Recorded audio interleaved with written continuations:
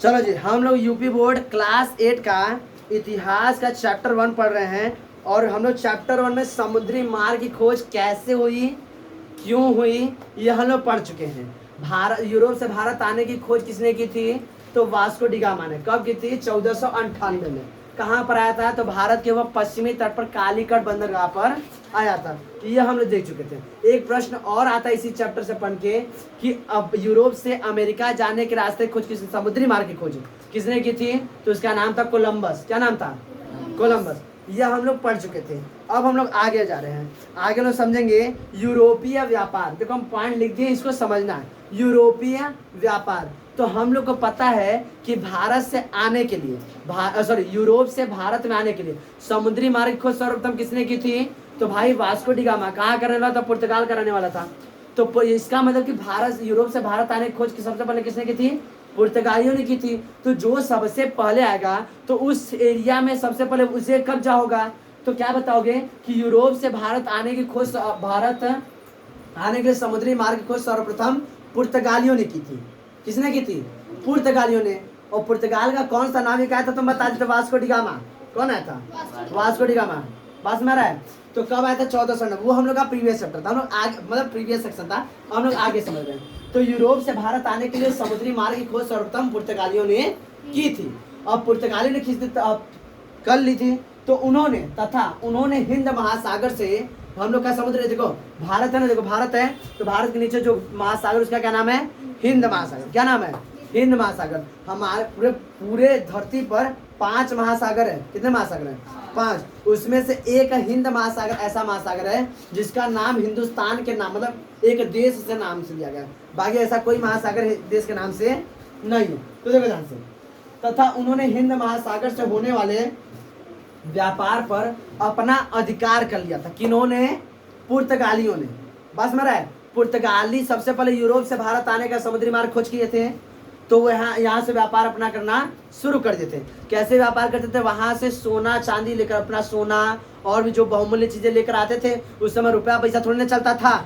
1498 की बात में, 1498 बात बता रहे हैं। उस समय पैसा नहीं चलता था। बस में रहा है। ऐसा नहीं कि लोग 2000 का नोट लेके चल रहे चीप वाला, ऐसा नहीं चलता था। उस समय सोना चांदी नहीं देते हो तुम। राजा महाराजा होते थे, सोने का सिक्का दान करते थे। तो उस समय सोने चांदी चलते थे। तो वो वहां से सोना चांदी लेकर आते थे और यहाँ से सूती वस्त्र और क्या नाम है, मसाले, ये सारी चीजें लेकर यहाँ से लेकर जाते थे। वहां पे अपने देश में ऊंचे दामों पर बेचते थे। बस में रहा है। अगर पूछेगा पुर्तगाली किस चीज का ज्यादातर उद्योग धंधा करते थे, तो कहोगे पुर्तगाली अपने देश यूरोप से, मतलब यूरोप कॉन्टिनेंट का नाम है, अपने देश से, पुर्तगाल से क्या लेकर आते थे? सोने लेकर आते थे, चांदी लेकर, और जो बहुमूल्य चीजें लेकर आते थे, और उसे हमारे भारत देश में लाते थे। और लाके क्या करते थे?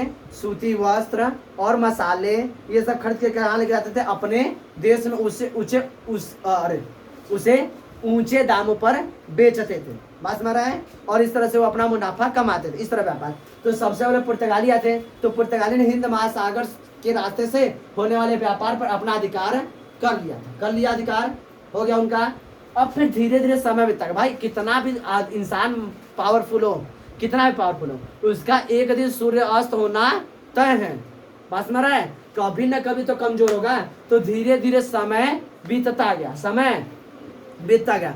अब वो लोग भाई जो आज से, अब तुम लोग नहीं देखे हो कि हम लोग के मोहल्ले में कोई एक व्यक्ति रहता है जो कहीं बाहर जाता है कमाने के लिए। देखो तो हर मोहल्ले में कोई कोई बाहर जाता है कमाने के लिए। तो जाता है वहां पे, चाहे जो भी काम करे, काम करके लाता है, अपना घर दुआर मकान लगता है बनवाने एकदम। उसके बाद अपना ब्याह शादी कर लेता है। तो सब लोग दिखते हैं, बाहर लगता है बाहर अधिक कमाई है। तो उसके पीछे पीछे 2-4 लोग और चले जाते हैं। लो अब नहीं होता रिक्वेस्ट भी करते, भैया हम के ले लीजिए, लेकर चले जाते कि नहीं। तो रिक्वेस्ट करके उसको भी लेकर चलाता है। वो भी जाता है, कमा के लाता है, वो भी अपना घर बिल्डिंग बनाता है। इस तरह पुर्तगाल के व्यापारी व्यापार करके लगे अपना घर दुआर बनाने, एकदम मार दिया, बिल्डिंग एकदम ऐसो आराम से जिंदगी जीने लगे। कार एकदम आ रहा है बढ़िया बढ़िया। तो सब भाई बगल वाले देखने वाले हैरान हो गए, कहीं आखिर ऐसा हो क्या रहा है। तो करे ये सब भारत से व्यापार करते। तो अच्छा, अलग अलग देश वाले भी कहे अब हम लोग भी भारत से व्यापार करेंगे, हम लोग भी मुनाफा कमाएंगे। तो पीछे पीछे ये सब धीरे धीरे समय बीतने के बाद एक एक करके हॉलैंड, फ्रांस, इंग्लैंड, ये सब भी पुर्तगाल के पीछे पीछे भारत में व्यापार करने के लिए चल दिए। बात सुना रहा है। तो ये रहा यूरोपीय व्यापार। अब धीरे धीरे पहले पुर्तगाली गए थे, फिर आ गया कौन, हॉलैंड आ गया, फ्रांस आ गया, फिर उसके बाद इंग्लैंड आ गया, ये सब आएंगे। अब धीरे धीरे क्या होंगे, ढेर सारी कंपनियां हो जाएंगी। क्या हो जाएंगी, ढेर सारी कंपनियां। अब कंपनियों के बीच क्या लगेगी, होड़, रेस।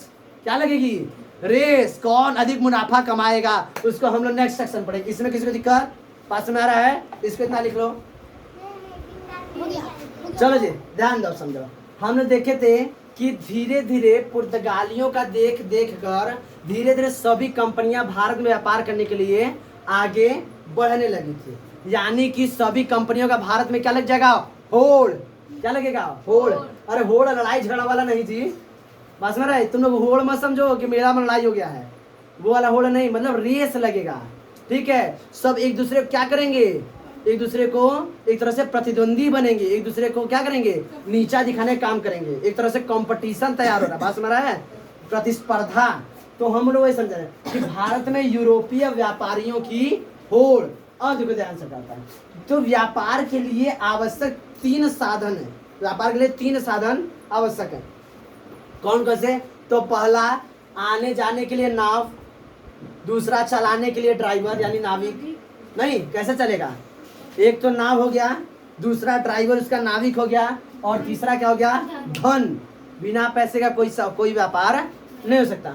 तो भाई जो बहुत दूर से आना पड़ता है, क्या होता है, यूरोप से बहुत दूर से आना पड़ता है, तो उसके लिए धन हम लोग को ज़्यादा चाहिए, नाव भी थोड़े बड़े चाहिए, अच्छे क्वालिटी के चाहिए। तो हम लोग को क्या बताओगे, व्यापार के लिए आवश्यक 3 साधन है। पहले साधन कौन है, एक नाविक है, नाव है यानी जहाज, और धन। तो होता क्या था कि इन साधनों को एकत्रित करना, मतलब इकट्ठा करना। इकट्ठा करने के लिए क्या करते थे कि एकत्र करने के लिए यूरोपीय व्यापारियों ने व्यापारिक कंपनियों की स्थापना की। मतलब नाव भी इकट्ठा करना है, नाविक को भी इकट्ठा करना है, और धन भी जुटाना है। तो ये थोड़े से बहुत ज़्यादा खर्चीले हो गए कि नहीं, नाव भी बनाओ, नाविक को भी लाओ, उसको अलग से भैया बाबू करो, और उधर से हाँ ऐसे ही चल जाएगा क्या, उसको बड़ी पुचकारना पड़ता है, भैया चलो चलो, नहीं हम नहीं जाएंगे, नहीं चलो, तो बहुत उसको पुचकारना पड़ता था, तब जाके नाविक तैयार, ठीक है हम चलेंगे, एक बार चलेंगे बस, उसके बाद नहीं चलेंगे, तो बड़ा पुचकारना पड़ता था। ऐसे करते करते तब नाविक तैयार हुआ, फिर उसके बाद धन जुटाओ, तो ये बहुत ही ज़्यादा क्या होता था, खर्चीला होता था। तो इसके लिए एक आदमी को यह पूरा खर्च उठाना बहुत ही महंगा पड़ जाता था। भाई अगर अकेले डूबेगा तो कुल डूबेंगे, पूरा बर्बाद जाएंगे। इसलिए क्या करते थे कि जो इस साधनों को एकत्र करने के लिए यूरोपीय व्यापारी व्यापारिक कंपनियों की स्थापना करते थे। अब व्यापारिक कंपनी क्या होती है, व्यापारिक कंपनियां ऐसे क्या होता है कि एक तरह से अलग जो अमीर व्यक्ति है, जो कि उद्योग धंधा करना चाहता है या जो व्यापार करना चाहता है, वो सभी थोड़ा थोड़ा पैसा इकट्ठा करके एक क्या बनाते थे, एक व्यापारिक वो बनाते थे, केंद्र बना लेते थे। एक क्या बनाते थे, अपनी व्यापारिक कंपनी बना लेते थे। ढेर सारे लोग मिलकर क्या करते थे, एक ही जगह पैसा इकट्ठा करके एक व्यापारी क्या बना लिए, व्यापारिक केंद्र या व्यापारिक कंपनी बना लेते थे। कौन, अलग अलग व्यापारी मिलके।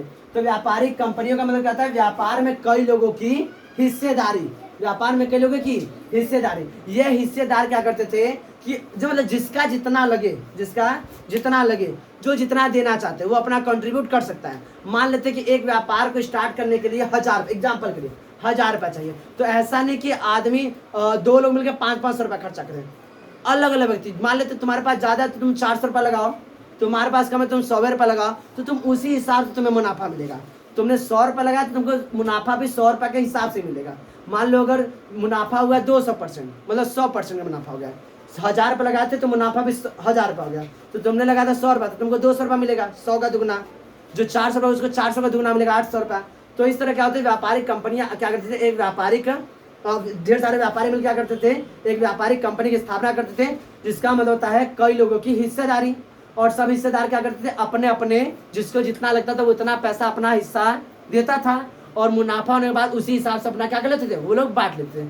आज भी हम लोग देश में जो भी कंपनियां चलती हैं वो इसी तरह धन इकट्ठा करती हैं, सभी कंपनियां अलग अलग। हम जाते हैं बैंकों में पैसा देते हैं, जमा करते कि नहीं, वो सभी पैसा इसी तरह यूज किया जाता है। शेयर मार्केट सुनोगे तुम लोग, शेयर का मार्केट में लोग पैसा वहाँ पर रखते हैं, तो उसमें भी पैसा लगाते हैं। तो ये सारी आज भी व्यापारिक कंपनियां इसी तरह से धन इकट्ठा करती है व्यापार के लिए। तो ये समझना रहा है व्यापारिक कंपनियों का मतलब क्या होता है? व्यापारिक कंपनियों का मतलब होता है व्यापार में कई लोगों की हिस्सेदारी। यह प्रश्न आएगा तो समझ जाओगे कि व्यापारिक कंपनी का मतलब क्या होता है कि व्यापार में कई लोगों की हिस्सेदारी। ठीक है, अब देखो क्या होता है। तो यूरोप में इस तरह व्यापारिक कंपनियों की स्थापना हुई। तो यूरोप में कौन से देश में कौन सी व्यापारिक कंपनी की स्थापना हुई?